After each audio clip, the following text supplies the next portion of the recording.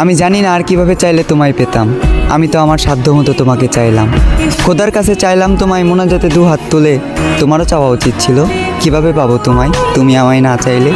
আমার চাওয়াটা বেশি কিছু ছিল না, আমার চাওয়াটা ছিল খুবই সামান্য। চেয়েছিলাম এই জীবনের পথে তোমার হাত ধরেই হাঁটবো। তবে দেখো, আজ এই জীবনটাই থেমে আছে তোমার জন্য।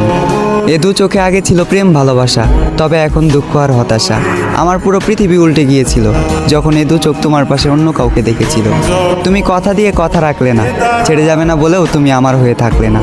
আমিও কথা দিয়ে কথা রাখিনি, তোমাকে ছাড়া বাঁচবো না বলেছিলাম। তবে আজও আমি মরিনি, বাঁচা মরা রবের হাতে। তাই হয়তো না চাইতেও এখনো বেঁচে আছি এই পৃথিবীতে।